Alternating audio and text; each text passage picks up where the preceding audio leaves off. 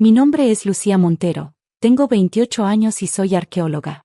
La mayoría de la gente me conoce como la nieta problemática de la familia Montero, una de las familias más ricas de la ciudad. La razón de ese título no tiene nada que ver con mi comportamiento, sino con el hecho de que mi madre murió cuando yo tenía 12 años en un accidente que nunca se investigó completamente. Mi padre se volvió a casar 6 meses después con su secretaria, y yo me fui a vivir con mi abuelo Ricardo. Tu padre necesita rehacer su vida, me dijo mi tía Elena cuando me opuse a la boda. Deberías estar agradecida de que Vanessa quiera ser tu nueva madre. Pero mi abuelo Ricardo veía las cosas de manera diferente. La noche que me mudé con él, mientras me arropaba en la cama, me susurró: a veces, pequeña, las coincidencias son demasiado convenientes para ser accidentales. Mi abuelo era un hombre extraordinario. Había construido su imperio desde cero, convirtiendo una pequeña librería en una cadena de hoteles de lujo. Pero más allá de su éxito empresarial, era conocido por su aguda intuición y su memoria prodigiosa. El dinero es poder, solía decirme, pero la información es poder absoluto. Durante los siguientes 6 años, viví con él en su mansión mientras mis 3 tíos y mi padre competían por su atención y favores. Mi tío Carlos, el mayor, dirigía la división de hoteles. Mi tía Elena manejaba las relaciones públicas. Mi tío Marco supervisaba las finanzas. Y mi padre, el menor, era el director de operaciones. Todos quieren ser el siguiente CEO, me explicó mi abuelo una noche. Pero ninguno entiende que un imperio no se construye con ambición, sino con visión. Mi abuelo me educó personalmente. Me enseñó sobre negocios, historia, arte, lo más importante, sobre la naturaleza humana. Mientras mis primos iban a fiestas y gastaban dinero en lujos, yo pasaba horas en la biblioteca privada de mi abuelo, aprendiendo sobre civilizaciones antiguas y estrategia empresarial. ¿Por qué me enseñas todo esto, abuelo?, le pregunté una vez. Porque tú, mi pequeña arqueóloga, sabes que para entender el presente, primero debes desenterrar el pasado, respondió con una sonrisa enigmática. Cuando cumplí 18 años, anuncié que estudiaría arqueología en lugar de administración de empresas. Mi familia se escandalizó. Es una desgracia, gritó mi tía Elena durante la cena familiar. Una Montero cavando en la tierra como una campesina. Déjala, intervino mi abuelo con calma. Al menos ella acabará buscando conocimiento, no dinero. Mi padre, que apenas me dirigía la palabra desde su nuevo matrimonio, solo murmuró: haz lo que quieras, pero no esperes heredar nada. Durante los siguientes 10 años, me dediqué a mi carrera. Viajé por el mundo, participé en excavaciones importantes y publiqué varios artículos académicos. Mi abuelo seguía cada uno de mis logros con orgullo, aunque el resto de la familia me consideraba la oveja negra. No entienden que estás descubriendo tesoros más valiosos que el dinero, me decía mi abuelo en nuestras llamadas semanales. Hace 3 meses, recibí una llamada urgente mientras estaba en una excavación en Egipto. Mi abuelo había fallecido repentinamente de un ataque cardíaco. Volé inmediatamente a casa. En el funeral, mi familia apenas me reconoció. Mis primos, todos vestidos con ropa de diseñador y joyas caras, cuchicheaban sobre la herencia. Seguramente el abuelo dejó todo dividido entre los hijos, decía mi prima Sofía, hija de Elena. Después de todo, ellos son quienes han mantenido el negocio. ¿Y qué hay de la caja fuerte de su estudio?, preguntó mi primo Andrés, hijo de Carlos. Nadie ha podido abrirla en años. Lo que nadie sabía era que mi abuelo y yo teníamos un secreto.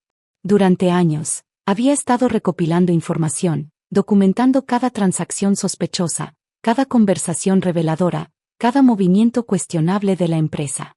La verdad, me dijo en nuestra última conversación, es como un artefacto antiguo, Lucía. A veces necesita ser desenterrada para que todos la vean. Una semana después del funeral, todos nos reunimos en el despacho del abogado familiar para la lectura del testamento.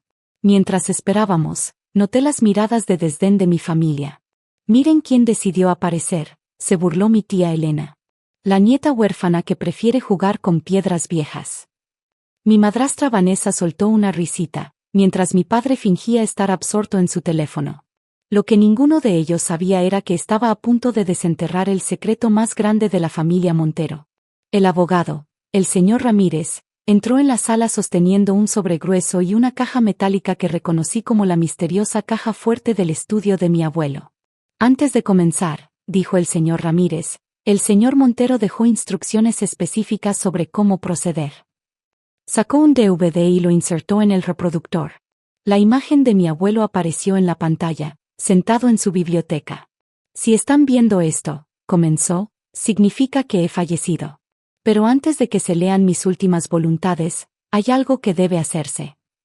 Mi abuelo se inclinó hacia la cámara. Lucía, cariño, ¿recuerdas nuestras lecciones sobre las civilizaciones antiguas? ¿Recuerdas el código que usábamos? Por supuesto que lo recordaba. Durante años, mi abuelo y yo habíamos desarrollado un sistema de códigos basado en jeroglíficos egipcios y numerología maya. La caja fuerte solo puede ser abierta por alguien que entienda que el pasado es la llave del presente, continuó mi abuelo. Mi tío Carlos se burló. ¿De qué está hablando? Hemos intentado abrir esa caja durante años. Me levanté y me acerqué a la caja. En la parte superior había una serie de símbolos que parecían decorativos para cualquier otra persona, pero para mí eran claros como el día. Los símbolos representan fechas, expliqué mientras giraba los diales. Fechas importantes en la historia de la familia. La fecha del primer hotel. La fecha de mi nacimiento. Y la fecha del accidente de mi madre. La caja se abrió con un clic. Imposible, exclamó mi tía Elena. Dentro había varios sobres y una USB. El señor Ramírez los tomó y conectó la USB a su computadora. Lo que apareció en la pantalla hizo que todos contuvieran la respiración. Eran documentos, correos electrónicos y fotografías. Miles de ellos. Durante años, continuó mi abuelo en el video, he observado cómo mi propia familia se corrompía por la codicia. He visto traiciones, robos y algo mucho peor.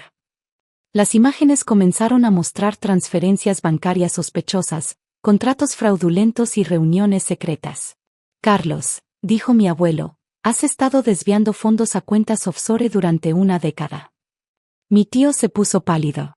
Elena, has estado vendiendo información confidencial a nuestra competencia. Mi tía se dejó caer en su silla. Marco, las pérdidas en los libros contables no eran errores, ¿verdad? Mi tío Marco comenzó a sudar. ¿Y Roberto? Mi abuelo hizo una pausa, mirando directamente a mi padre. Tu crimen fue el peor de todos. La siguiente imagen mostró correos electrónicos entre mi padre y el mecánico que había revisado el auto de mi madre la semana antes del accidente. Los frenos no fallaron por accidente, ¿verdad, hijo? Me quedé helada. Aunque siempre había sospechado que la muerte de mi madre no había sido un accidente, ver la prueba frente a mí era devastador. Esto es ridículo, gritó mi padre, poniéndose de pie. Son mentiras. ¿Lo son? Preguntó el señor Ramírez, sacando más documentos. Porque tengo aquí declaraciones juradas del mecánico, transferencias bancarias, y todos los detalles del plan. Vanessa, mi madrastra, comenzó a alejarse lentamente de mi padre, su rostro una máscara de horror. No sabía nada de esto, susurró. Oh, pero sí sabías, dijo el señor Ramírez, mostrando más documentos. Eras la secretaria de Roberto en ese momento. Tú organizaste las reuniones con el mecánico. La sala estalló en caos. Mis primos gritaban, mis tíos protestaban, y mi padre simplemente se quedó allí, mirando las imágenes que probaban su culpabilidad. Pero esto, continuó mi abuelo en el video, no es solo sobre exponer la verdad. Es sobre justicia. El señor Ramírez sacó otro sobre. Y es aquí donde comienza la verdadera lectura del testamento. Todo mi patrimonio, leyó el señor Ramírez, incluyendo el control mayoritario de Montero Hotels y Resorts, todas mis propiedades personales, y mis cuentas bancarias, se transferirán a mi nieta, Lucía Montero. El silencio en la sala era ensordecedor. Sin embargo, continuó, esto viene con condiciones específicas. Mi abuelo apareció nuevamente en el video. Lucía, mi querida nieta, te he enseñado que el poder sin sabiduría es peligroso. Por eso, junto con esta herencia, viene una responsabilidad. El señor Ramírez sacó otro conjunto de documentos. Toda la evidencia de las actividades ilegales será entregada a las autoridades, explicó. Sin embargo, Lucía tiene la opción de negociar acuerdos con los miembros de la familia bajo ciertas condiciones. Mi familia, que momentos antes me miraba con desdén, ahora me observaba con una mezcla de miedo y súplica. Por supuesto, intervino el señor Ramírez, el caso del señor Roberto Montero es diferente. El asesinato no es negociable. Mi padre se derrumbó en su silla mientras dos oficiales de policía entraban en la sala. Aparentemente, mi abuelo había coordinado todo con las autoridades antes de su muerte. No pueden hacer esto, gritó mi padre mientras lo esposaban. Soy un Montero. Ya no, respondí, encontrando mi voz. Los Montero protegen a la familia, no la destruyen. Durante las siguientes semanas, la verdad salió a la luz. Mi padre y Vanessa fueron arrestados por el asesinato de mi madre. Mis tíos enfrentaron cargos por fraude y malversación. Sin embargo, recordando las enseñanzas de mi abuelo sobre la sabiduría y la justicia, decidí ofrecer un camino hacia la redención. Pueden conservar sus trabajos en la empresa, les dije a mis tíos, pero bajo supervisión estricta y con sueldos reducidos. El dinero robado debe ser devuelto, y trabajarán para reconstruir lo que intentaron destruir. ¿Por qué nos das otra oportunidad?, preguntó mi tía Elena, con lágrimas en los ojos. Porque el abuelo me enseñó que un imperio no se construye sobre venganza, sino sobre principios. Mis primos, que habían sido mantenidos en la ignorancia de las actividades de sus padres, recibieron la oportunidad de demostrar su valía por mérito propio. Contraté a un equipo de profesionales para reestructurar la empresa. Sorprendentemente, mi formación en arqueología resultó invaluable. Al igual que en una excavación, expliqué a la junta directiva, debemos remover cuidadosamente las capas de corrupción para preservar lo valioso que hay debajo. Un año después, Montero Hotels y Resorts se había transformado. Implementamos políticas de transparencia, programas de responsabilidad social, y una nueva cultura corporativa basada en la integridad. Mi padre fue condenado a 30 años de prisión. Vanessa recibió 20 años como cómplice. Durante el juicio, finalmente supe toda la verdad. Mi madre había descubierto sus actividades ilegales y amenazó con denunciarlo. En cuanto a mí, dividí mi tiempo entre dirigir la empresa y continuar con mi trabajo arqueológico. Establecí una fundación en memoria de mi madre para financiar investigaciones arqueológicas y preservar el patrimonio cultural. El verdadero legado, decía a menudo mi abuelo, no es lo que construyes, sino lo que preservas. En su biblioteca, que mantengo exactamente como él la dejó, encontré una última carta. Querida Lucía, si estás leyendo esto, significa que has descubierto la verdad y has tomado las decisiones correctas. Te elegí no solo porque eres la única que mantuvo su integridad, sino porque entiendes que el poder debe servir a un propósito mayor. Tu madre estaría orgullosa de ti. Yo siempre lo estuve. Con amor, abuelo. Hoy, cuando miro el imperio que heredé, no veo solo hoteles y propiedades. Veo un legado de verdad y justicia, construido sobre las enseñanzas de un hombre sabio que entendió que la verdadera riqueza está en preservar lo que es correcto. Y aunque el camino no fue fácil, aprendí que a veces debemos desenterrar el pasado para construir un mejor futuro.